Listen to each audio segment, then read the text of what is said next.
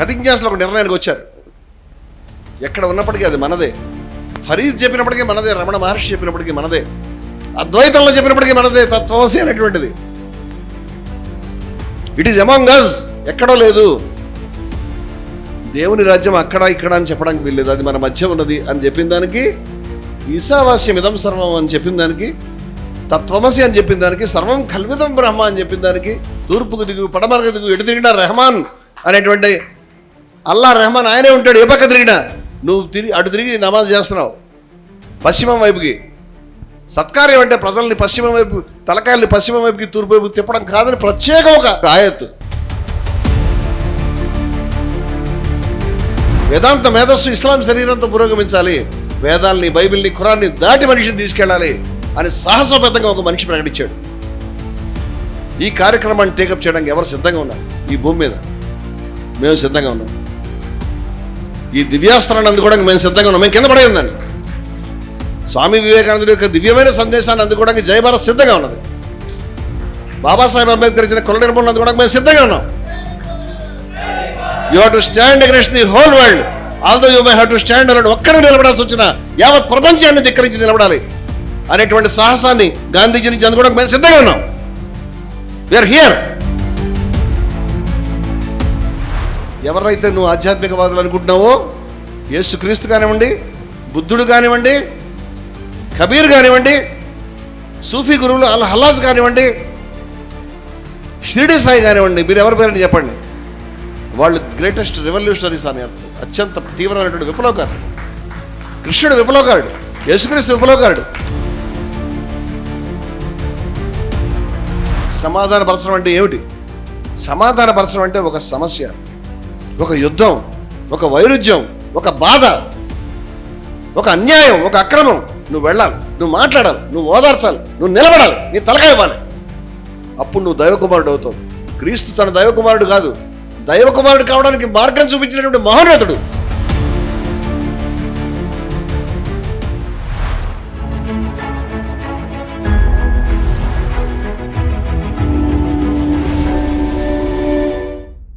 ఇవాళ మనం ఈ దీక్ష చేస్తున్నాం. ఇక్కడున్న వాళ్ళకి ఈ దీక్షలో 12 విలువలు ఉన్నాయి. ఈ 12 విలువల్లో హేతు జిజ్ఞాస అనేటువంటి విధానం కూడా ఒక విలువ కూడా ఉన్నది. అంచేత సత్యాన్ని అన్వేషించే క్రమంలో ఒక వెంట్రుక మాత్రం తేడాను కూడా మేము అంగీకరించాం. ఒక చిన్న అబద్ధం కూడా చెప్పాం, ఒక చిన్న అబద్ధం నమ్మం.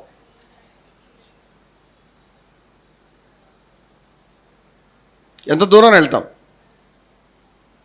ఇది మాకు మొదటి రోజు నుంచి తెలుసు. ఖదిజ్ఞాసి పదం 2015లో ఆవిష్కరణ జరిగింది, కానీ జై భారత్ ఖదిజ్ఞాసి పదంలో, విజయ విహారం ఖదిజ్ఞాసి పదంలో చాలా కాలం నుంచి నడుస్తున్నాయి. మేము ఏ మార్గంలో నడుస్తున్నామో దాన్ని మేము 2015లో గుర్తుపట్టగలిగాం.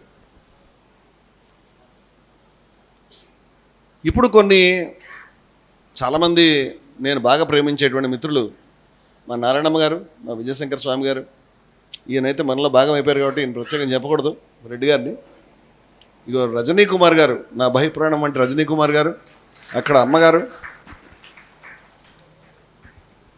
మనం ఎవరికి దాదాపుగా చెప్పలేదు. రజనీ కుమార్ గారు మొన్న వచ్చారు, చాలా ప్రేమగా. ఆయన వచ్చిన రోజు ఈ 4 మాటలు ఆయనకు నేను చెప్పాను, మీరు ఉంటే బాగుంటుందండి. అమృతానందగిరి గారు వచ్చారు, రండి. ఇప్పుడు దీని వెనకాల ఉన్నటువంటి రహస్యం ఏమిటనేది నేను క్లుప్తంగా చెప్పడానికి ప్రయత్నం చేస్తాను, ఉండండి. మొట్టమొదట దీక్ష అనేటువంటి జర్నీని మధ్యలో కరోనా వచ్చి పడిపోయింది, ఆ కాలంలో కూడా మనం కొనసాగించాం. దీక్ష అనేటువంటి జర్నీని స్టెబిలైజ్ చేయడంలో ఖదిజ్ఞాసి రజనీ పాత్ర అనన్య సామాన్యం. ఆమె ఎక్కడ కాలు పెడితే, ఎక్కడ చేయి పెడితే దాన్ని నిర్మాణం చేస్తుంది, పటిష్టపరుస్తుంది.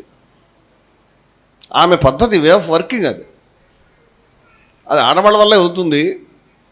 ఆడవాళ్ళకున్నంత శక్తి, ఆడవాళ్ళకున్నంత కౌశలము, ఆడవాళ్ళకున్నంత నిర్మాణ స్థాయి, ఆడవాళ్ళకున్నంత సహనము, ఆడవాళ్ళకున్నంత నేర్పు మగవాళ్ళకి సగం కూడా లేవు కదా. ఆ విషయం జయభారత్కి తెలుసు కదా. అందుచేత జయభారత ఆడవాళ్ళు మగవాళ్ళు సమానం కాదని చెప్పింది. సమానం కాదు ఇద్దరని చెప్పాము. ఆడవాళ్ళు ఎక్కువ, మగవాళ్ళు తక్కువ. ఈ జయభారత యొక్క అండర్స్టాండింగ్ 2008లో మేము మగవాళ్ళు మారాలనేటువంటి డాక్యుమెంట్ని ఆమోదించాం. ఆ డాక్యుమెంట్ దిగ్భ్రాంతికరమైన రీతిలో ఈ విషయాన్ని ప్రకటించింది, ఆడవాళ్ళు ఎక్కువ మగవాళ్ళు తక్కువ అని. అంచేత మేము కదించాసి రజనీని మేము పట్టుబట్టాం, కొంతకాలం నీ శిష్యరికం చేస్తాము అని. శిష్యరికం లేదు ఇక్కడ, కానీ దూరం నుంచి నేర్చుకోవటం. షిరిడి సాయిబాబా చెప్తారు, నా గురువు మాకేమీ నేర్పలేదమ్మా, మా గురువు మా చెవిలో ఏమి మంత్రం వదలేదు. ఒక ఆవిడ వచ్చి కూర్చుని ధర్నా చేస్తాను, నాకు మంత్రం కావాలి, మంత్రం కావాలి. మంత్రం ఇంపార్టెంట్. మా గురువు నాకేమీ చెప్పలేదు. తాబేలు తన పిల్లల్ని చూసుకున్న విధంగా చూసుకున్నాడు అని చెప్పాడు. తాబేలు తన పిల్లల్ని ఎలా చూసుకుంటుంది? ఒక్కొక్క జంతువుది ఒక్కొక్క శైలి. సృష్టిలో అంత విచిత్రం ఉంది. మనము మార్జాల కిషోర న్యాయము, మర్కట కిషోర న్యాయం అంటాం. మార్జాల కిషోర న్యాయం అంటే పిల్లి తన బిడ్డని ఇలా ఎత్తుకుని మెడ మీద కరిచి పట్టుకుని తీసుకెళ్తుంది. ఆ పిల్లిది బాధ్యత, ఈ పిల్లది ఏ బాధ్యత లేదు. అది ఎక్కడ తీసుకెళ్తే అక్కడికి. అది కోఆపరేటివ్గా ఉంటాయి. మెడ పట్టుకుని ఒకసారి కొరుకునేట్టుగా పట్టుకుంటుంది. చూస్తే మనం చంపేస్తుందేమో అనుకుంటాం, కాదు. చాలా నాగ్గా కరెక్ట్గా దానికి అసౌకర్యం కలగకుండా పట్టుకుని అక్కడి నుంచి వేరే ప్లేస్కి మారుస్తుంది. కానీ మర్కటం కోతుంది, దానిది ఏమిటంటే ఈ పిల్లదే బాధ్యత, దానిది ఏ బాధ్యత లేదు. ఈ పిల్ల దాన్ని కరిచి పట్టుకుంటుంది. కోతి పిల్ల కోతి తల్లిని కరిచి పట్టుకుంటుంది. అది పట్టుకుంటుంది, అది లేదు. అది పిల్ల బాధ్యత, తల్లి ఏం కేర్ చేయదు. ఇదొక మోడల్ అనమాట. షిరిడి సాయిబాబా చెప్పాడు, తాబేలు చూసుకున్నట్టు. ఎలా తాబేలు చూసుకున్నట్టు? తాబేలు అవతలొడ్డు నుండి యువతలొడ్డు ఉన్నటువంటి తన పిల్లల్ని ప్రేమగా చూసుకుంటుందట, అంతే. ఆ ప్రేమ బహుశా ప్రసారం అవుతుందేమో మనకు తెలియదు. ఆయన అట్లా చూసుకున్నాడు, ఆయన పరమ దయామయుడు అని చెప్పాడు. చాలాసార్లు మాటల అంతరార్థం డైరెక్ట్గా సూటిగా ఉండదు. ఈ విషయం జయభారత్కి బాగా తెలుసు. ఎందుకయ్యా ఇంత తిక్కలుగా మాట్లాడతావు యేసుక్రీస్తుని అడిగారు. అర్థం కాకుండా ఇట్లా ఎందుకు మాట్లాడతావు అంటే, ఇలాగా ఉపమాన రీతిలో ఇలా తిప్పి చెప్పినట్టుగా మాట్లాడతాడు ఆయన. ఏది? ధనవంతుడు ఉంటే సూది బెజ్జంలో ప్రవేశిస్తుంది, కానీ ధనవంతుడు ప్రవేశించడం నేను మీకు చెప్తున్నాను. ఇలాంటి మాటలు అన్నీ వస్తాయి. అర్థం కావట్లేదు, డైరెక్ట్గా చెప్పచ్చు కదా. ఇదొక్కటే దగ్గర దారి ఇలా చెప్పడానికి చెప్పాడు. ఇలాంటి మాటలు మనకు పుస్తకాలు అన్నింటిలో కనిపిస్తాయి. ఇప్పుడు వాళ్ళు చెప్పిన మాటల యొక్క అంతరార్థాన్ని మనం తెలుసుకోవాలి. షిరిడి సాయిబాబా గారు ఏం చెప్పారంటే, మీరు అడిగిందంతా కూడా నేను మీకు ఇస్తున్నాను. ఏం అడిగావు? మీ అబ్బాయికి ప్రమోషన్ అడిగావు, మీ ఇంట్లో గ్యాస్ స్టవ్ కనెక్షన్ అడిగావు, కొత్త ఇల్లు అడిగావు, మీ కోడల్ని బాగా చూసుకోవాలి, మీ కొడుకు నిన్ను బాగా చూసుకోవాలి, నీ కూతుర్ని నీ అల్లుడు బాగా చూసుకోవాలి, పిల్లలు తొందరగా పుట్టాలి, అది కూడా మగపిల్లాడు అని బాబా గారిని నువ్వు వేడుకుంటున్నావు. ఈ దరిద్రపు గల ఆయనకి పిల్లలు లేరు, ఆయనకు అత్తలు లేరు, ఆయన కొడుక్కి స్కాలర్షిప్ ఇప్పించే పని లేదు, ఆయన ప్రోగ్రెస్ రిపోర్ట్ మీద సంతకం పెట్టినాడు కదా, ఆయన దగ్గర కూర్చుని ఇవన్నీ చెప్తే ఉపయోగం ఏంటి? ఆయన దగ్గర ఏముంది?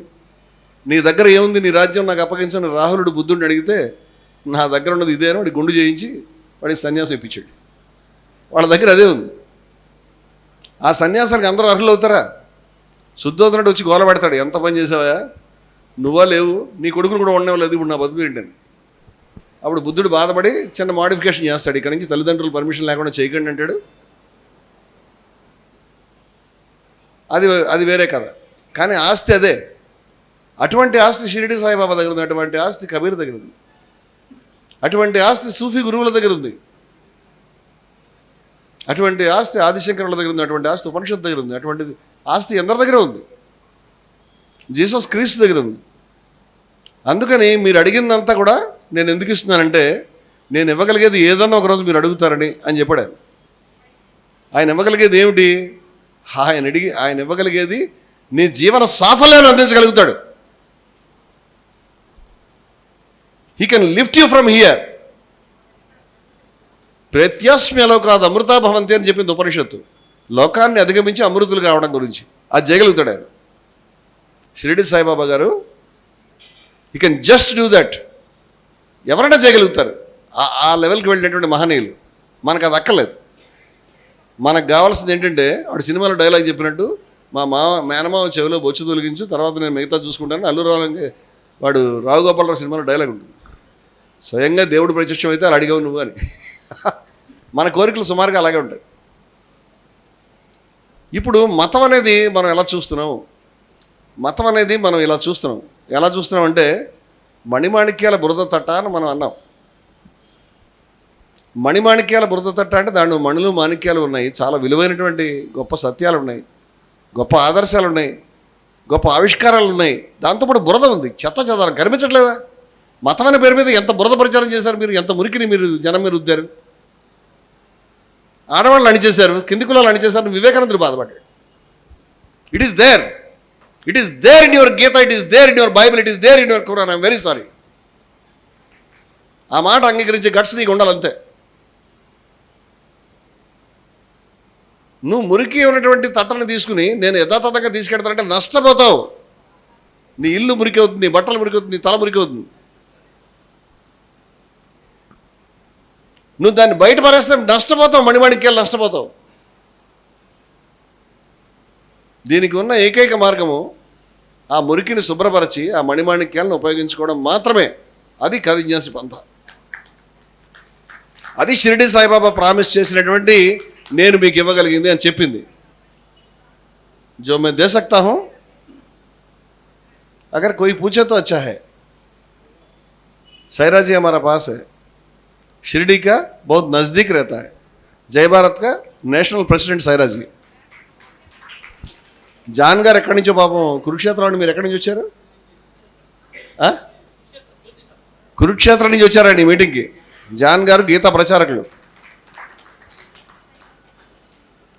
సో అందువల్ల దీన్ని గుర్తుపట్టడం ఎలాగా? ఈ complex situation we can just understand. మీరు నిజాయితీగా అవలోకిస్తే ప్రతి ఒక్క తత్వంలో, ప్రతి ఒక్క మతంలో, ప్రతి ఒక్క సిద్ధాంతంలో, ప్రతి ఒక్క ఆలోచనలో, ప్రతి ఒక్క సాంప్రదాయంలో ఈ రెండు ఉన్నాయని మీరు అర్థం చేసుకుంటారు. Plus minus, how to eliminate the minus and how to capture the plus. ఇది మన ముందున్నటువంటి సవాల్. ఎవరైనా లేవు మా మతం అంతా తెల్లగా ఉంది, వాళ్ళ మతం అంతా నల్లగా ఉందంటే వాళ్ళు పిచ్చోళ్ళు అనుకోవాలి. నువ్వు పిచ్చోడు అని వివేకానందుడు చెప్పాడు. అలా అనుకునే వాళ్ళకి ఏం చెప్పాడంటే ప్రతి మతము ప్రపంచంలోంచి అత్యంత గొప్ప వాళ్ళని ప్రొడ్యూస్ చేసి చూపించింది. ప్రతి మతం, ఏ మతం పేరు చెప్పండి, దాంట్లో ఒక గొప్ప వాళ్ళ పేరు చెప్తాం. ప్రతి మతం పరమ నీచులను కూడా ప్రొడ్యూస్ చేసింది. మరి మతానికి ఎవరు ప్రతినిధులు?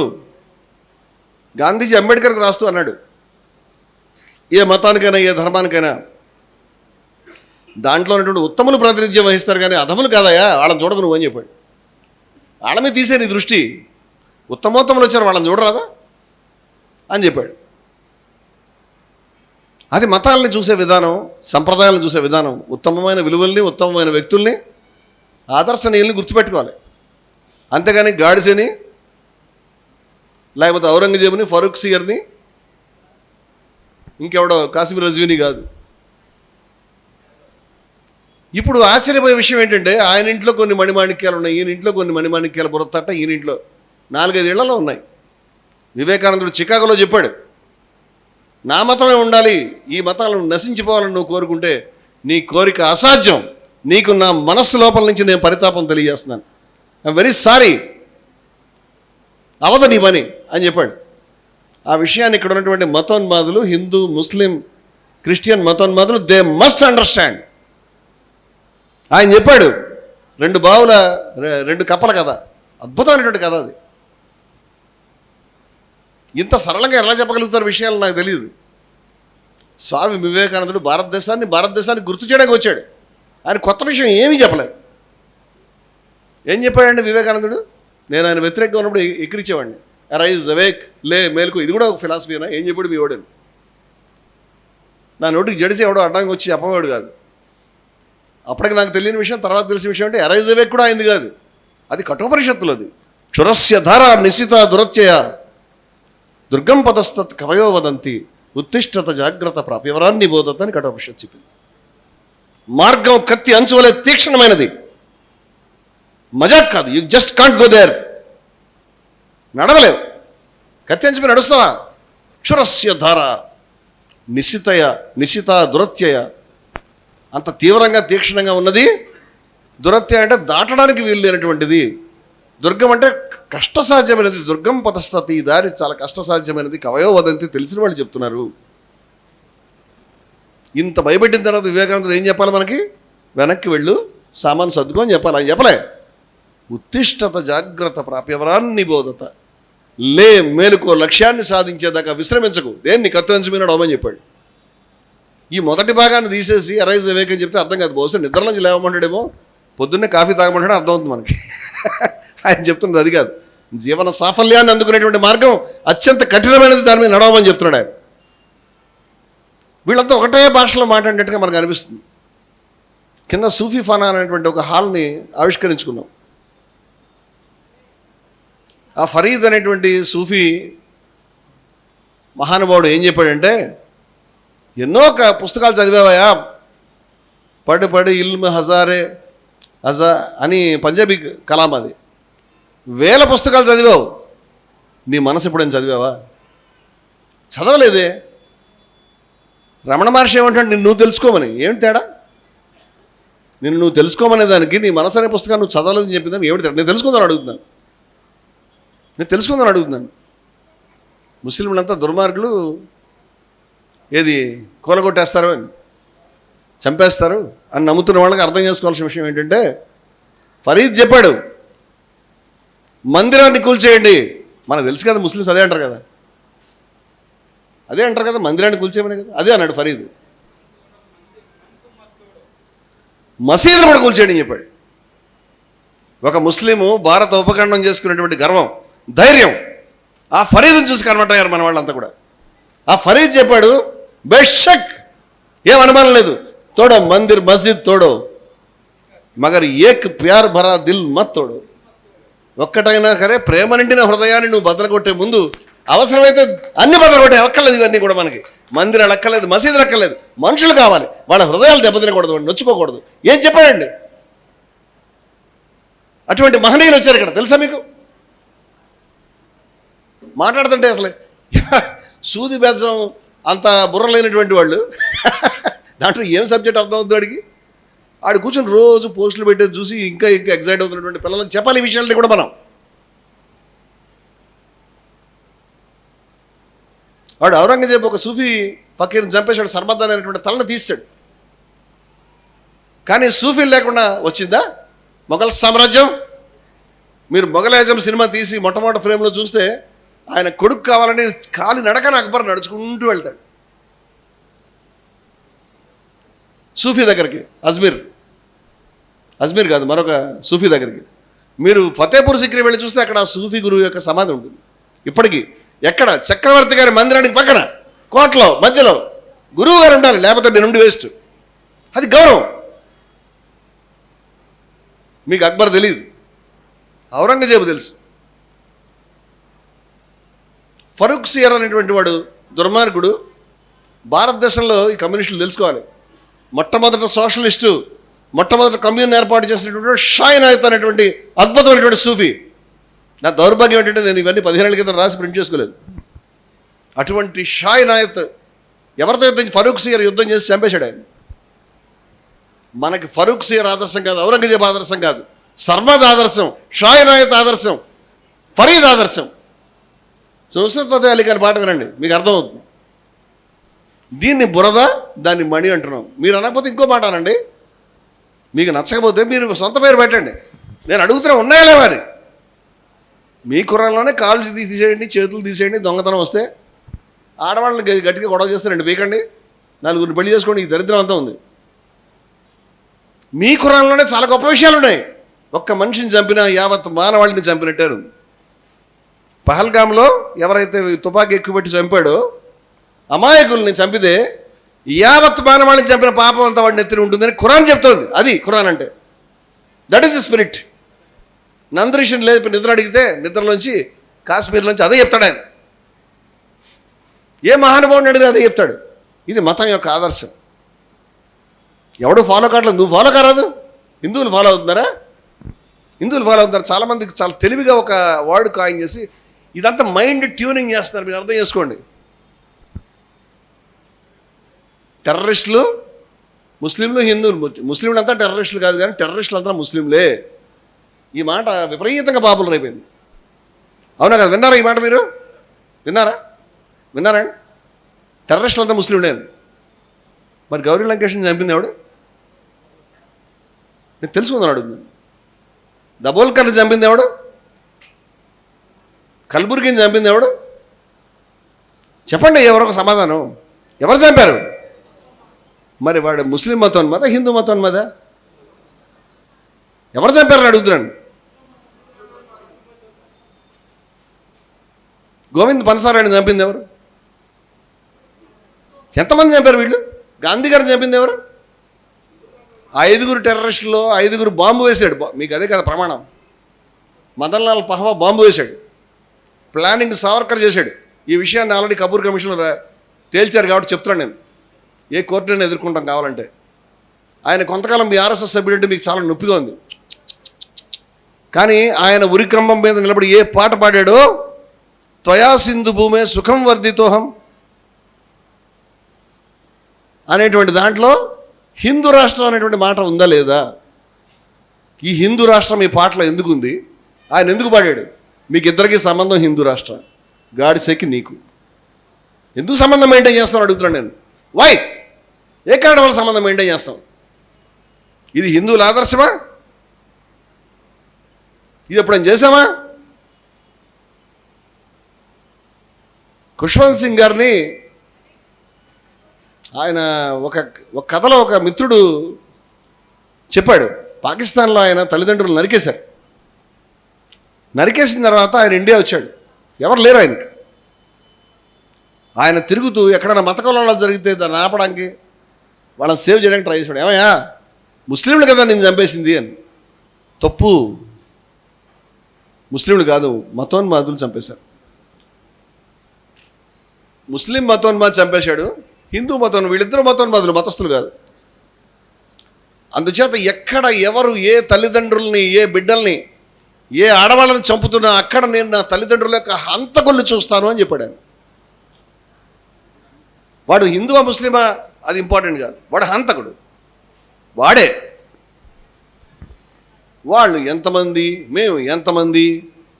పాకిస్తాన్లో అందరూ ఏమి నమ్ముతారంటే హిందువులంతా 2 కోరలు పెట్టుకున్న దుర్మార్గులు, వాళ్ళు మొత్తం ముస్లింల్ని లేకుండా చంపేశారు, తరిమేశారు పాకిస్తాన్కి అని నమ్ముతారు.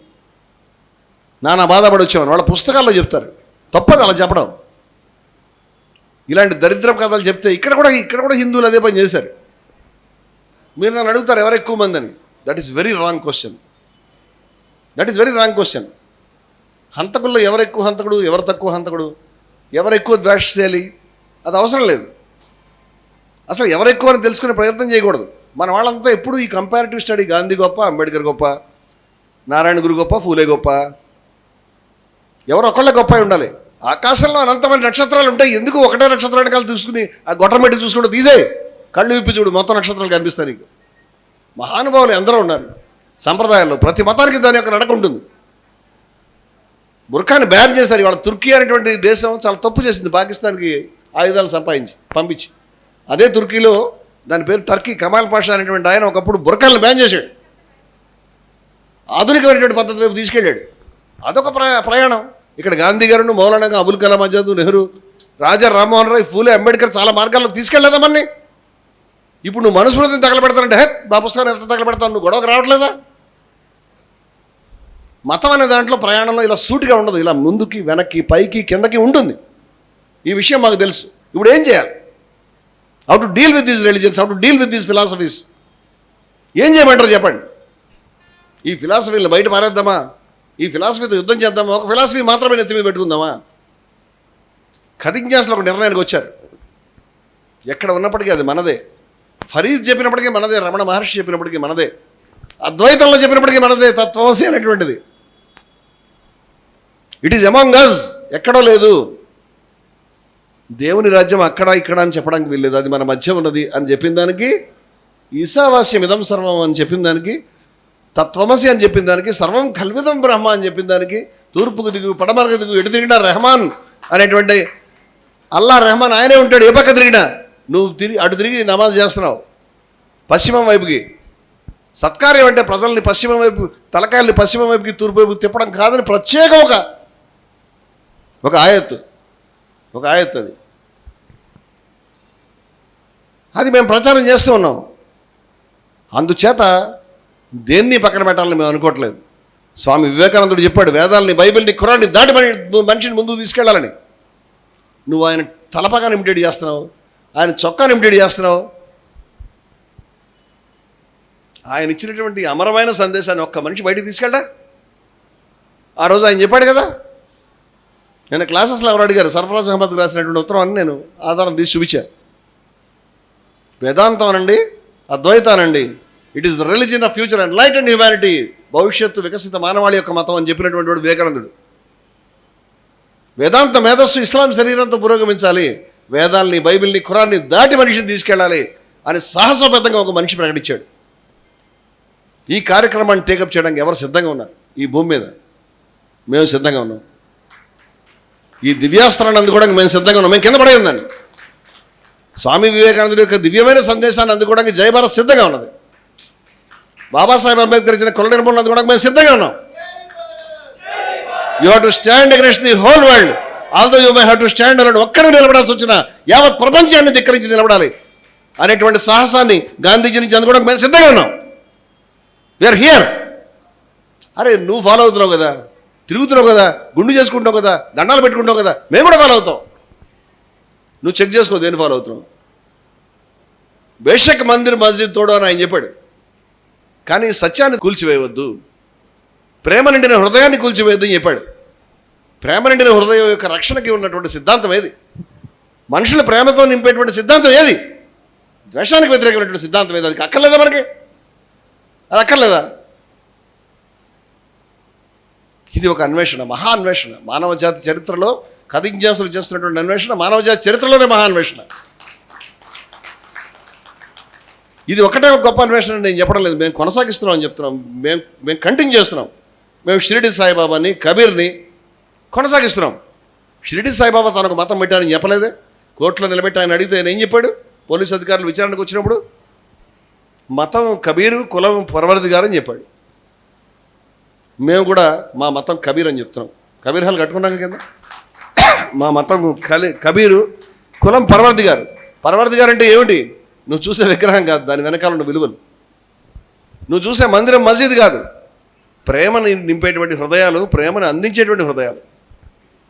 వాళ్ళ విషయం చాలా వివరంగా నేను ఏ భాషలో చెప్తున్నాను అంతకంటే స్పష్టమైన భాషలో తదేవ బ్రహ్మత్వం విద్ది నేదం యదిదం ఉపాసతే అని చెప్పారు ఉపనిషత్తులో. నా ఇదం యదిదం ఉపాసతే, ఎవరు నువ్వు దేన్ని పూజ చేస్తున్నావో అది కాదు, అది బ్రహ్మత్వం కాదు అని చెప్పారు. నువ్వు చెక్ చేసుకో, నువ్వు దేన్ని పూజిస్తున్నావు. నువ్వు దేన్ని పూజిస్తున్నావు? విగ్రహాన్ని పూజిస్తున్నావా? దండాలు పెట్టుకుంటావా? మొక్కులు చెల్లిస్తున్నావా? తిరుగుతున్నావా? నేనేమంటలేదు నేను. ఆయన అన్నాడు 1000 సంవత్సరాల క్రితం చెప్పాడు, తదేవ బ్రహ్మ నేదం ఏదిదం ఉపాసత, నువ్వు పూజ చేస్తున్నది కాదయ్యా అని చెప్పాడు. ఏది అని అడుగు, సర్వం కల్విదం బ్రహ్మ అని చెప్తాడు. ఉతేషు భూతేషు విచిత్య ధీరా ప్రత్యాస్మలో కాదు అమృతా భవంతి. ప్రాణులన్నింటినీ దాన్ని దర్శించుకున్నటువంటి వాళ్ళు ఈ లోకాన్ని అధిగమించి ముందుకు వెళ్తారు అని చెప్తారు. అది కావాలి, మా సాఫల్యం కావాలి. షిరిడి సాయిబాబా ఏది ఇస్తాను అని తప్పించాడో అది కావాలి మాకు. మేము మోకరించి ప్రార్థిస్తున్నాం ఆ విషయాన్ని. మాకు అది కావాలి. తప్పిస్తున్నాం, తపస్సు చేస్తున్నాం, మా జీవితాలను అలా అర్పిస్తున్నాం. అది కావాలి మాకు. మరి ఏది అక్కర్లేదు. నాణ్య పంథ వరేది దారి కూడా సరైన దానికి తీసుకెళ్ళదు. ఇదే కావాలి మాకు, ఈ దారే కావాలి. ఈ విషయం పట్ల స్థిరమైనటువంటి నిర్ణయం కలిగినటువంటి కథింజాసులు, దశాబ్దాలుగా జరిగినటువంటి అన్వేషణ ఫలితంగా కథింజాసి పంథ అనేది పుట్టింది. వాళ్ళు విప్లవాన్ని 2 రకాలుగా చూస్తారు. విప్లవం, ఆధ్యాత్మికత. విప్లవం ఈజ్ ఈక్వల్ టు ఆధ్యాత్మికత, ఆధ్యాత్మికత ఈజ్ ఈక్వల్ టు విప్లవం.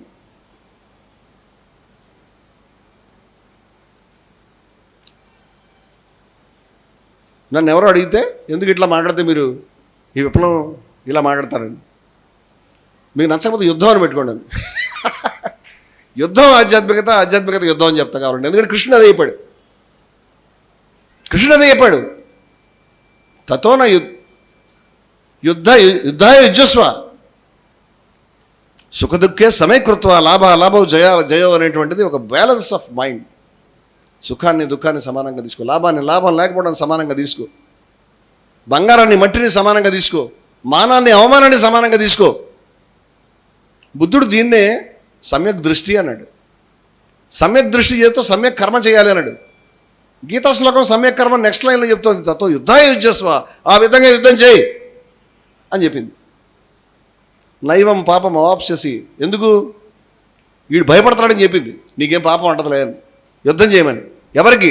భక్తులకు చెప్పింది. ఎవరు చెప్పారు? కృష్ణుడు చెప్పాడు. కృష్ణుడు ఏంటి అడగండి, ఏంటాయా బాబు, ఏదైనా ముక్తి చూపిస్తామని అడిగితే యుద్ధం చేయమంటావు ఏంటని? యుద్ధం లేనిది ముక్తి లేదు, విప్లవం లేనిది ముక్తి లేదు. ముక్తి యుద్ధం వేరు కాదు, ఆధ్యాత్మికత విప్లవం రెండు వేరు వేరు కాదని మా అభిప్రాయం. విప్లవకారులు ఏం చేస్తారంటే ముక్తిని సంపాదిస్తారు, ఆధ్యాత్మికవాదులు మోక్షం సంపాదిస్తారు. మోక్షాన్ని సాల్వేషన్ అంటారు, ముక్తిని లిబరేషన్ అంటారు. రెండు ఒకటే. నాకు ముక్తి కావాలని ఆధ్యాత్మిక భాషలో కూడా ఆ పదాన్ని వాడతారు, విమోచన. ఈ రెండు పదాలు కూడా రెండు చోట్ల వస్తాయి. These two are interchangeable. ఎవరైతే నువ్వు ఆధ్యాత్మికవాదులు అనుకుంటున్నావో, యేసుక్రీస్తు కానివ్వండి, బుద్ధుడు కానివ్వండి, కబీర్ కానివ్వండి, సూఫీ గురువులు అల్ హల్లాజ్ కానివ్వండి, షిరిడి సాయి కానివ్వండి, మీరు ఎవరి పేరని చెప్పండి, వాళ్ళు గ్రేటెస్ట్ రెవల్యూషనరీస్ అని అర్థం. అత్యంత తీవ్రమైనటువంటి విప్లవకారుడు. కృష్ణుడు విప్లవకారుడు, యేసుక్రీస్తు విప్లవకారుడు. నువ్వు ఏమనుకుంటున్నావు? ఇట్లా రెండు చేతులు పెట్టి ఇట్లా చూస్తూ నన్ను చేరుకోండి, అదొకటే కాదు, ఆవేశంగా. ఎందుకు మీ భాష ఎలా ఉంటుందని ఎవరు అడిగారు. మీరు చెప్పండి, ఇటువంటి భాషని ఉపనిషత్తులో చూపిస్తాను, ఇంకా తీవ్రమైన భాష చూపిస్తాను, తీవ్రమైన భాష చూపిస్తాను నేను. షిరిడి సాయి స్వయంగా మందిరాన్ని కట్టదలుచుకున్నటువంటి వాళ్ళ మీదకి కర్రలు తీసుకుని రాళ్ళు తీసుకుని కొట్టడానికి వెళ్ళేవాడు, హరామ్ ఖోర్ అని. ఆయన నచ్చలేదా పని, తిట్టేవాడు, కొట్టేవాడు. అది షిరిడి సాయిబాబా. యేసుక్రీస్తు జెరూసలంలో అక్కడ ఉన్నటువంటి యూదుల యొక్క సినగోగ్కి వెళ్ళి అక్కడ ఉన్న పుస్తకాలని వాటిని విసిరేసి నా తండ్రి ఆలయాన్ని దొంగల గుహగా మార్చాను మీరని చెప్పాడు. దీన్ని మీరు విప్లవం అంటారా, ఆధ్యాత్మికత అంటారా? నేను రెండు అంటాను, ఎందుకంటే రెండు అవిభాజ్యం కాబట్టి అంటున్నాను నేను. అంచేత అత్యంత తీవ్రమైనటువంటి విప్లవకారులు ఖచ్చితంగా ఆధ్యాత్మికవాదులే. గాంధీ గారు ఆధ్యాత్మికవాద విప్లవాదు నువ్వు చెప్పలేవు. Is both and you are both and you must be both. ఎందుకంటే ఈ రెండు ఆధ్యాత్మికత విప్లవం అని చెప్పుతున్నటువంటి రెండు విషయాలు కూడా రెండు ప్లేన్స్, రెండు తలాల్లో ఉన్నటువంటి విషయాన్ని చెప్తున్నాయి. ఒకటి ఆంతరికము, మరొకటి బాహ్యము. బాహ్యంలో ఉన్న తలాన్ని మేము విప్లవం అంటున్నాం. ఆ చెడు ఉన్నది, ఆ దుర్మార్గుడు బుల్లెట్ బండి మీద వెళ్తున్నందుకు ఆ అబ్బాయి చేతులు రెండు నరికేశాడు, నువ్వు దళితుడు ఎట్లా వెళ్తావు. ఇక్కడ కరెంట్ షాక్లు ఇచ్చి చంపేశారు, చర్మాలు వచ్చేస్తారు, గుడ్లు పీకేశారు. చాలా చోట్ల జరుగుతుంది అమానుషంగా.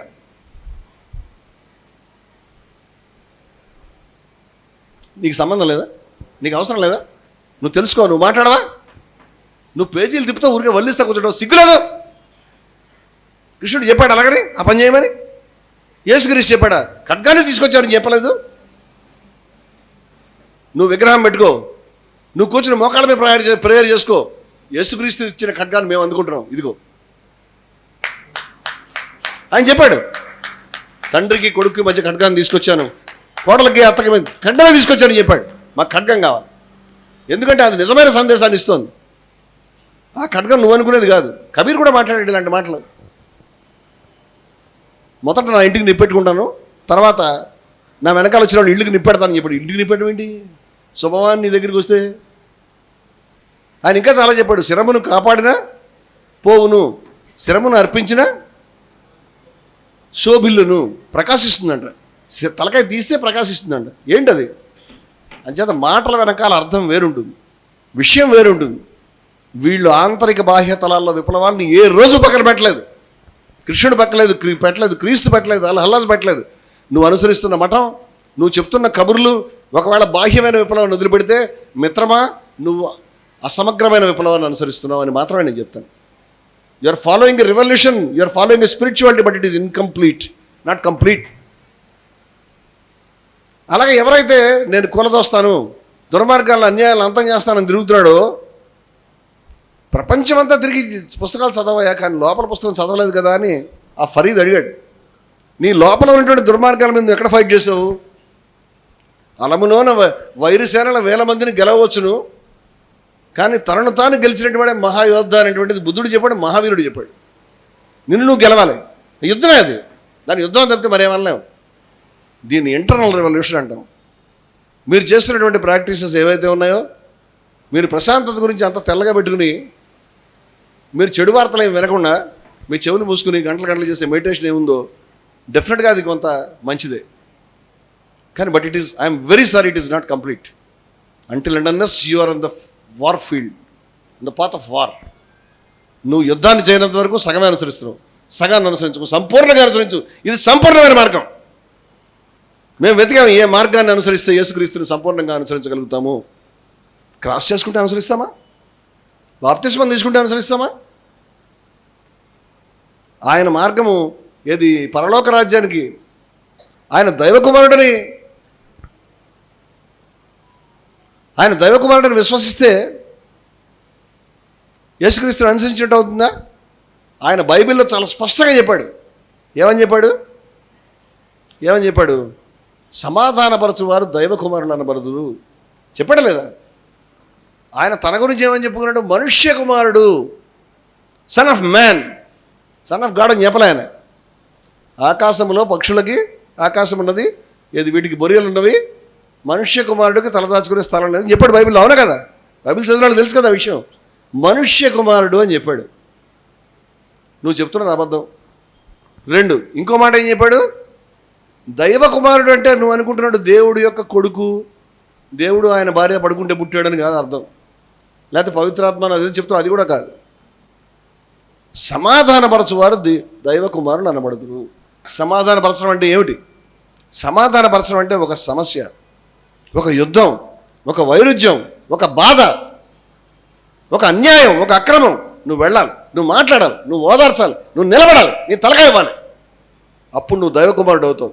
క్రీస్తు తన దైవకుమారుడు కాదు, దైవకుమారుడు కావడానికి మార్గం చూపించినటువంటి మహోన్నతుడు. యూ కెన్ బికమ్ దైవకుమారా. నువ్వు దైవకుమారుడు కావచ్చు. నువ్వు దైవకుమారుడు అవుతావా? ఆయన భజన చేసుకుంటూ దైవకుమారుడు తిరుగుతావా? క్రీస్తు చెప్పలే మాట. క్రీస్తు అక్కడ చెప్పలే ఈ మాటలు. మతం అనేది వాళ్ళు చెప్పిన దాన్ని రివర్స్ మార్గంలో వెళ్తుందని వాళ్ళు మురికిలో పట్టుకున్నారని నాకు అనుమానం. కొంత ఉండొచ్చు, 1-2 డైమండ్స్. కానీ డైమండ్స్ అక్కర్లేదా మనకి?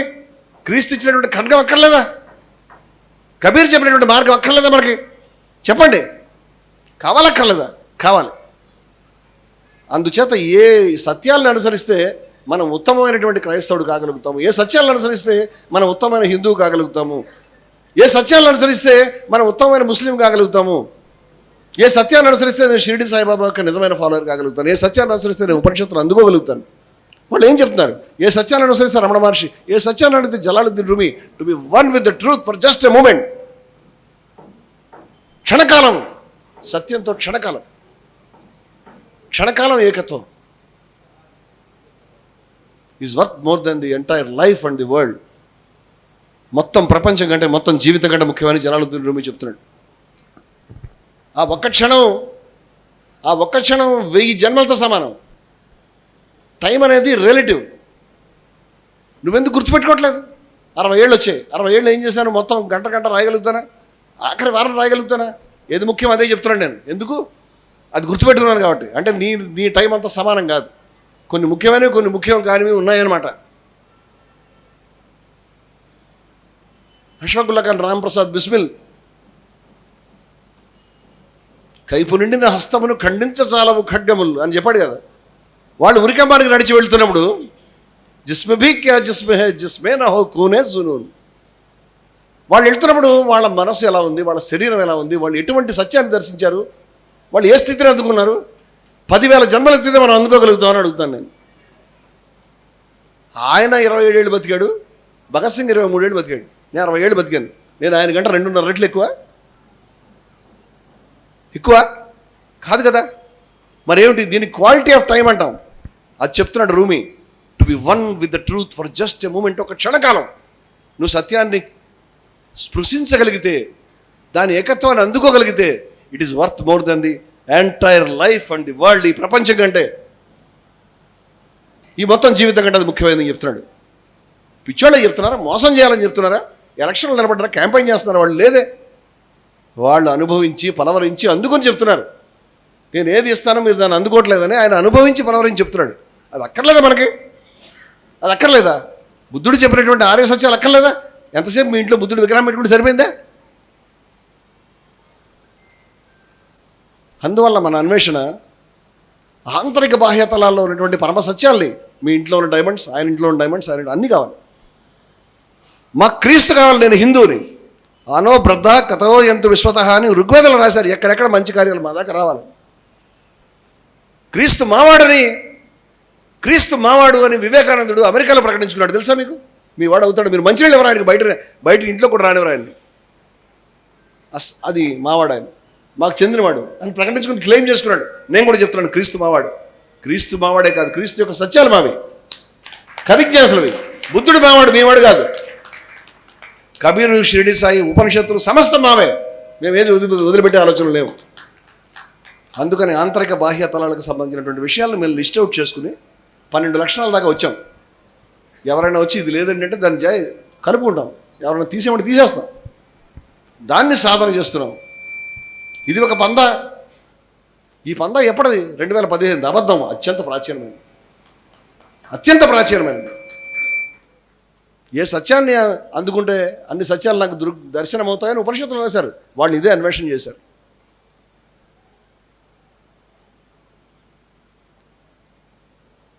సన్యాసి యోగీచ అని కృష్ణుడు చెప్తున్నప్పుడు ఇదే మార్గం చెప్తున్నాడు ఆయన. అది action and thought, knowledge and action రెండింటి మిక్స్ చేసిన విధానం చెప్తున్నాడు. విద్యను అందుకుంటే నాశనం అవుతావు, అవిద్యను అందుకుంటే సర్వనాశనం అవుతావు, అవిద్యను అందుకుంటే సర్వనాశనం అవుతావు, విద్యను అందుకుంటే ఇంకా నాశనం అవుతావు అని ఉపనిషత్తు చెప్పింది. విద్యాచ అవిద్యాచ యస్తద్వేదో భయం సహా. విద్యని అవిద్యని తెలుసుకున్నటువంటి వాడు అవిద్య మృత్యుం తీర్థ విద్యయ అమృతమశ్నుతే. అవిద్య ద్వారా మృత్యువును దాటి విద్య ద్వారా అమృతత్వాన్ని రెండు తెలియాలి నీకు. దాన్ని మేము నాలెడ్జ్ అండ్ యాక్షన్ అని చెప్తున్నాం. నీకు జ్ఞానం ఉండి నీకు ఆచరణ లేకపోతే శూన్యం. నువ్వు చీకటి లోకానికి పోతావు. అంధేన తమసావృత అని చెప్పింది ఉపనిషత్తు. అత్యంత చీకటి లోకానికి పోతావు. నీకు జ్ఞానం లేదు, కేవలం ఆచరణ ఉంది, నరకానికి. నీకు ఆచరణ ఉంది, జ్ఞానం లేదు, ఇంకా ఘోరమైనటువంటి నరకానికి. రెంట్లో ఏది ఎక్కువ కూడా మనం చెప్పలేం. రెంటికి వేరు ఫలితాలు వస్తాయని చెప్పింది. ఒకటే విషయాన్ని రిపీట్ చేస్తుంది ఉపనిషత్తు. ఈ రెండింటిని తెలుసుకోమని చెప్పింది. దాన్ని మేము ఆంతరిక బాహ్య విప్లవాలు రెండింటిని తెలుసుకోవాలి. యుద్ధంలో ఉండాలి బయట. ఆంతరిక బాహ్య విప్లవాలు రెండింటిని తెలుసుకోమని కృష్ణుడు చెప్పాడు. ఆంతరిక బాహ్య విప్లవాలు రెండింటిని తెలుసుకొని ఖురాన్ చెప్పింది. ఎందుకు కూర్చున్నాం ఇక్కడ? వాళ్ళంతా మహిళలంతా పిల్లలంతా బాధపడుతుంటే బాటసారి గురించి నీకు ప్రియమైనటువంటి ధనాన్ని వెచ్చించమని చెప్పింది. ఆ బాటసారి ముస్లిమా క్రిస్టియన్ అడగలే. బాటసారికి ప్రియమైన ధనం అంటే నీ ప్రాణాన్ని అర్పించాలి బాటసారి ఆపదలో ఉన్నప్పుడు. అది ముస్లింలకు ఇవ్వబడినటువంటి ఆజ్ఞ. సత్కార్యం అంటే మీ ముఖాలను తూర్పుకి పడమరకి తిప్పడం కాదు. ఇదంతా రాశారు ఖురాన్లో. ఎవళ్ళు దారి తప్పలే.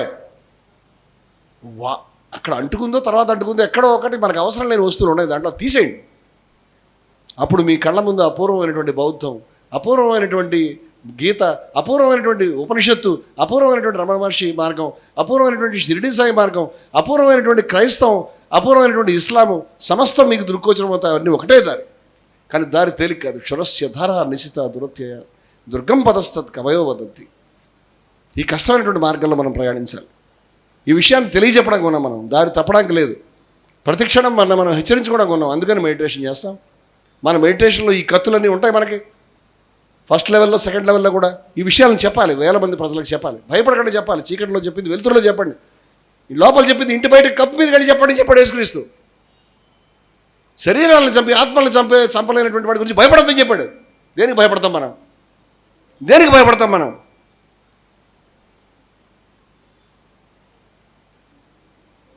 ఏ ఒక్క వేటు నీ శిరస్సును శోభిల్ల చేస్తున్నావు, ఆ వేటుకు ఎందుకు భయపడతావు? నువ్వు ఆ వేటు నుంచి కాచుకుంటే శిరమును కాపాడితే నశిస్తుందని చెప్తున్నాడు కబీరు. శిరమును నరకనిచో శోభిల్లను. దేంతో నరకాలి? వైరాగ్య విప్లవం 2 అంచులుగా కలిగిన కత్తికి నీ యొక్క శిరస్సును అర్పిస్తే నీకు జీవన్ముక్తి సాధ్యం అనేటువంటి విషయాన్ని కరిజ్ఞాతి path is the complete and ultimate path of revolutionary action that works in the internal and external planes. ఈ మాట రాశారు. వైరాగ్యం విప్లవం 2 అంచులుగా కలిగిన కత్తికి మీ శిరస్సును సమర్పించినప్పుడు జీవన్ముక్తి సాధ్యమవుతుంది. జీవన్ముక్తి తప్పితే మరే ముక్తి లేదు. ఇది కరిజ్ఞాసి పంథా గురించి చటుక్కున నా ముందు మహాప్రవర్తక్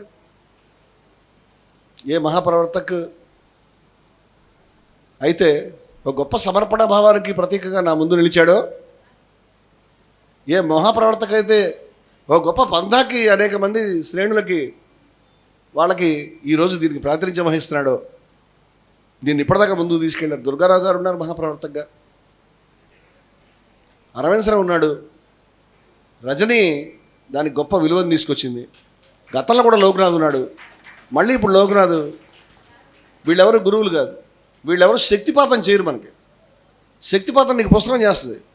గోల్డెన్ టెంపుల్ అనేటువంటిది పెద్ద ఆలయం, వాళ్ళ ఆలయాలన్నింటిలో కూడా వాళ్ళు పుస్తకాన్ని అర్చిస్తారు. తెలుసా మీకు ఆ విషయం? మీరు గోల్డెన్ టెంపుల్లో దేవుడికి దండం పెట్టుకుందామని నానా బాధపడి నడుచుకుంటూ వెళ్ళిన తర్వాత మధ్యకి అక్కడ మీకు కనిపించేది పుస్తకం కనిపిస్తుంది. పుస్తకాన్ని విసురుతూ ఉంటారు వాళ్ళు, దానికి ఏమైనా ఊపిరాట్లేదేమో అని. ఎందుకు విసురుతున్నారు? ఆ పుస్తకంలో బైండింగ్ గురించా, ఆ పుస్తకంలో కాగితాల గురించా, దారం గురించా, దేని గురించి? ఆ పుస్తకంలో ఉన్నటువంటి సత్యాల గురించి. రైట్ వే అది. ఆ పుస్తకంలో ఉన్న సత్యాలను ప్రేమిస్తున్నారు మీరు. ఆ సత్యాలను స్వీకరించాం మనం కథించేసి 19 మార్కుల్లో. ఏమైనా మర్చిపోతే చెప్పండి, దాన్ని యాడ్ చేసుకుంటాం, ఏం అభ్యంతరం లేదు దాన్ని. అత్యంత శాస్త్రీయమైన, అత్యంత నిజాయితీతో కూడిన, అత్యంత తీవ్రమైన, నిబద్ధతతో కూడినటువంటి మార్గాన్ని అనుసరించేందుకు కథించేస్తులు శ్రమిస్తూ ఉన్నారు. ఈ మార్గంలో అనేకమైనటువంటి శ్రమ ఎదురవుతూ ఉన్నాయి. దీంట్లో 13 సోపాన దినాలు. ఈ 13 సోపాన దినాల్లో మనకి మధ్యలో వచ్చేటువంటి ఆదివారాలు ఒక్కొక్క గుణానికి, ఒక్కొక్క లక్షణానికి, క్షమ, సమర్పణ, అద్వైతము, స్వయం నియంత్రణ, ఇలాగ అనేక విషయాలు చర్చించుకునేటువంటి విధానంగా ఉంటుంది. ఆ రోజు గ్రామాల్లోకి మీరు వెళ్ళాలి, అక్కడ స్వయం నియంత్రణ గురించి చర్చ జరగాలి, ప్రజలకు చెప్పాలి. నువ్వు 1000 రకాలుగా మొక్కుకున్నా సరే లాభం లేదు, ఇది నువ్వే చేయాలి, అద్భుతాలు జరుగుతాయి, మనిషి ఉద్ధరించబడతాడు, దైవం ఖచ్చితంగా హస్తాన్ని పైకి అందిస్తుంది. కానీ అది మానవ రూపంలో, త్రూ హ్యూమన్ మీడియం, మానవ మార్గంలో మాత్రమే జరుగుతుంది. అది నిన్ను నువ్వే ఉద్ధరించుకోవాలి, వేరే ఏ దారి లేదు. అలా కాకుండా వేరే ఎక్కడో జరుగుతుందని అనుకోవాల్సిన అవసరం లేదు. అందుకని నారాయణ గురు గుడి మధ్యలో అద్దం పెట్టాడు. అందుకని నిన్ను మొత్తం గుడి చుట్టూ తిప్పిన తర్వాత ఆత్మ ప్రదక్షిణ నమస్కారం చేయాలనేటువంటి ఒక తాళాన్ని పెట్టారు. ఇందాక నువ్వు గుడి చుట్టూ తిరిగావు, ఇందాక దండం పెట్టావు, ఎందుకంటే గుడి మధ్యలో ఉంది, చెప్పులు కూడా తీసేసావు, దేవుడు కోపం వస్తుందని. ఇప్పుడు నువ్వు నీ చుట్టూ నువ్వు తిరుగుతున్నావే ఆత్మ ప్రదక్షిణ నమస్కారం అని అంటే, ఇప్పుడెక్కడ ఉన్నాడు దేవుడు? దేని గురించి తిరుగుతున్నావు? It is with in you, అది నీలోనే ఉన్నది దేవుని రాజ్యము. ఇట్ ఈజ్ అమాంగ్ అస్, తత్వమసి, సోహమస్మి, అన్నీ ఒకటే విషయాలండి, స్ట్రైట్ అండ్ సింపుల్. దీన్ని వదిలిపెట్టి ఎక్కడికో తిరుగుతున్నాడు. వాళ్ళు గురుగ్రంథ సాహెబ్లో చాలా అద్భుతమైన సత్యాలు రాసుకున్నారు. ఫరీద్ కూడా రాశారు నాకు తెలిసినంతవరకు, కబీరు రాశారు. ఎంత అద్భుతమైన మార్గం అంటే, భారతీయుడు మాత్రం ఇట్లా ఆలోచిస్తాడు, సత్యాలని అన్వేషించాలి, అద్భుతాలని కాదు అని. క్రీస్తు ఎన్నైనా చేయనివ్వండి, ఆయన ఎళమే నడవాలి, ఆయన యొక్క ఉమ్మితో ఆయన ఎవడికో కళ్ళిప్పించాలి, ఆయన మరేదైనా రొట్టెల్ని 10,000 మందికి పంచాలి, అప్పుడే నమ్ముతాం మనం. నేను అడుగుతున్నాను, వాళ్ళంతా వెళ్ళిపోయారా? ఆ కొండ మీద ఉన్న జనం అంతా రొట్టె తిని వెళ్ళిపోయారు. వాళ్ళు లేరు ఇప్పుడు, 2000 ఏళ్ల క్రితం. మళ్ళీ వాళ్ళకి రొట్టెలు ఎక్కలేదు. ఆ కళ్ళు తీసుకున్న ఆయన కూడా వెళ్ళిపోయాడు. నేనేం చేసుకోవాలి? క్రీస్తు కూడా లేడు ఇప్పుడు. కానీ వాళ్ళకి మనం చెప్పాల్సింది ఏంటంటే, వాళ్ళు లేరు కానీ క్రీస్తు అందించిన సత్యాలు ఉన్నాయి. క్రీస్తు అందించిన సత్యాలు గుడ్డివాడికి కళ్ళిస్తాయి. క్రీస్తు అందించినటువంటి సత్యాలు ఎగరడానికి రెక్కలిస్తాయి. క్రీస్తు అందించిన సత్యాలు నిన్ను పరలోక రాజ్యానికి దర్శనం చేయిస్తాయి బ్రతికొండగా. దానికి షిరిడి సాయిబాబా చెప్తున్నాడు, మా గురువుగారు నాకేం మంత్రం చెప్పలేదమ్మా. ఆదిశంకరుడు చెప్తున్నాడు, నా మంత్రం, నా తీర్థం, నా గురువు, నా శిష్య, చిదానంద రూప శివోహం శివోహం అని. చూడండి, మాట అక్షరం ఎంత అద్భుతంగా, ఒకటే మాట, వాళ్ళు ఒకటే వాడిని. భారతదేశం ఈ మాటల్ని 1000 సంవత్సరాలుగా అనేక గొంతులతో వినిపిస్తూ ఉంది. ఉపనిషద్ ఋషి గొంతుతో వినిపిస్తూ ఉంది, కృష్ణుడి గొంతుతో వినిపిస్తూ ఉంది, అనేక విషయాలు వినిపిస్తూ ఉంది. దాని సారాన్ని పట్టుకోవాలి. జలాలుద్దీన్ రూమి చెప్పాడు, ఖురాన్ని మొత్తం మేము పీల్చుకుని భూమికల్ని కుక్కల కోసం పడేసామని చెప్పాడు. ఖురాన్ సారాన్ని పీల్చుకున్నాం, మాకు అది కావాలి. భూమికలు అక్కర్లే, అవి డైజెస్ట్ కావు, ఇబ్బంది పడతాయి, లోపలికి వెళ్ళిన తర్వాత గుచ్చుకుని చేస్తావు, సెప్టిక్ అవుతుంది, అది అక్కర్లేదు, హానికరమైనది అక్కర్లేదు. మనం ఏం చెప్తున్నాము? మురికి డైమండ్స్ అని చెప్తున్నాం. అంతకంటే హార్ష్ భాష వాళ్ళు వాడింది. ఇలాంటి భాష నేను చాలా చెప్తాను, వాళ్ళందరికీ తెలుసు, వాళ్ళందరూ ఆ సత్యాన్ని ఎరిగినటువంటి వాళ్ళే.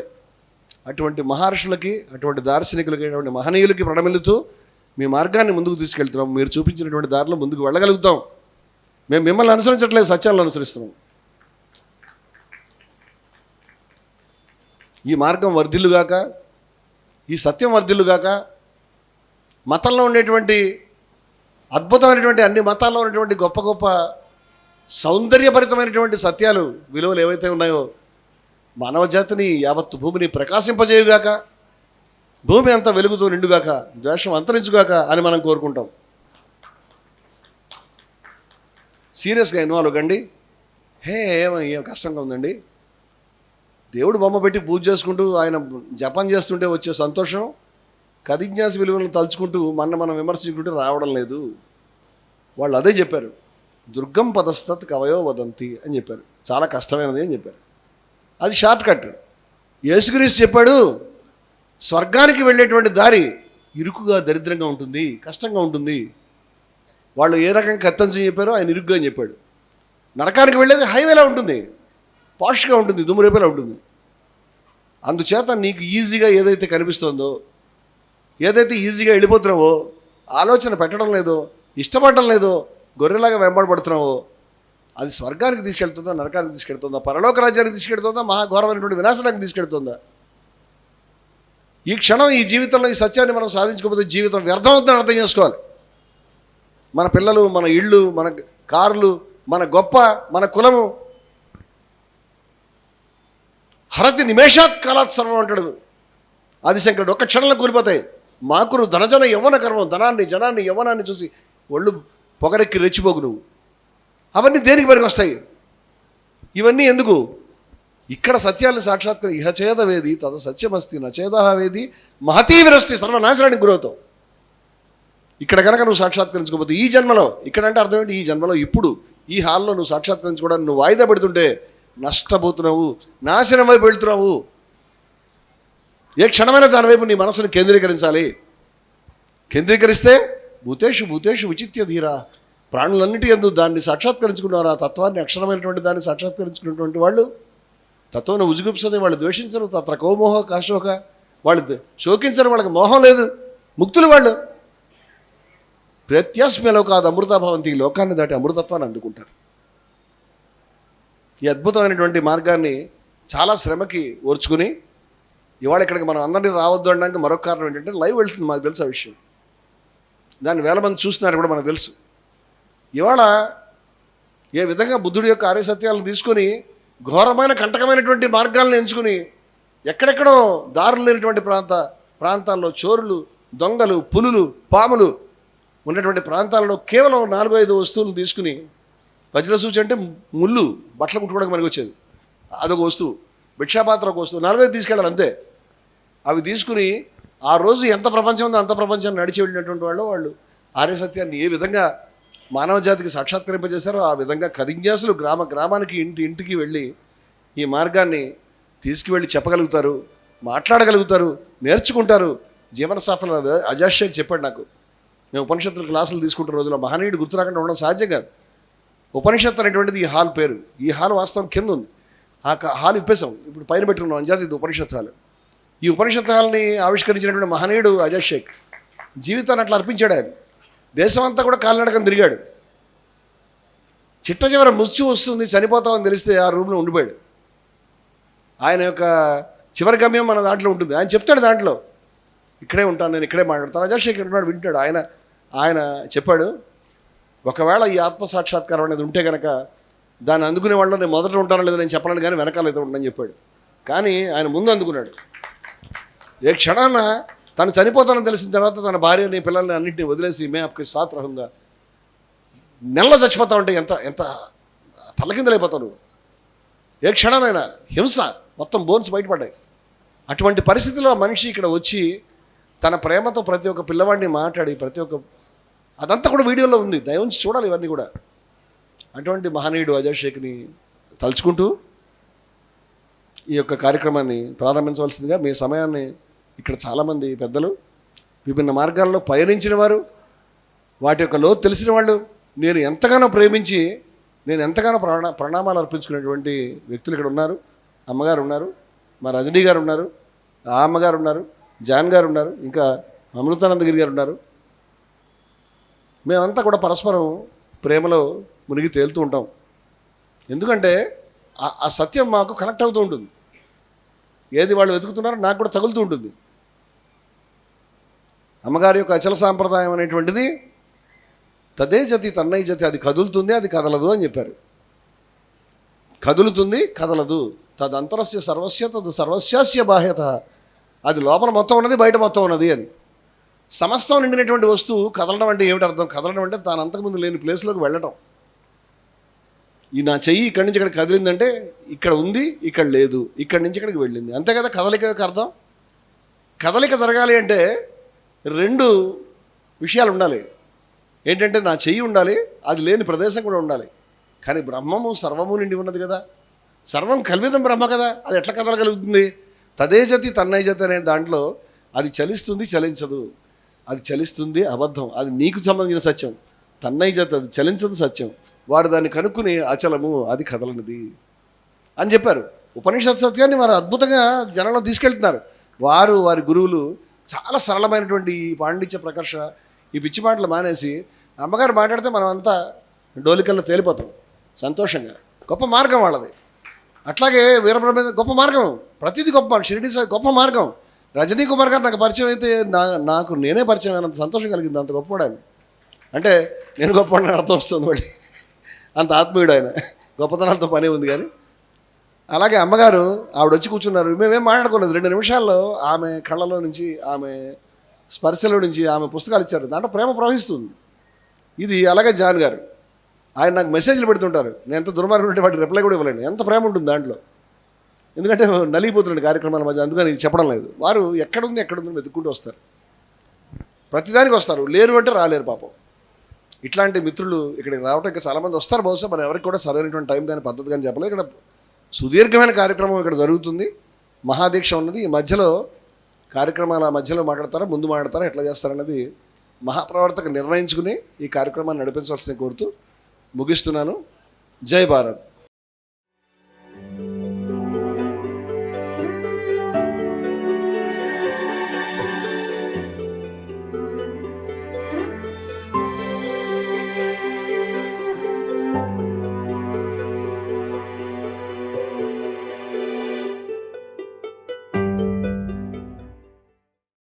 మీ ఆలోచనల్ని మరింత సంపద్వంతం చేయగల ఈ పుస్తకాల్ని మీరు చదివారా? ప్రతులకు జై భారత్ పబ్లికేషన్స్ 9848030089.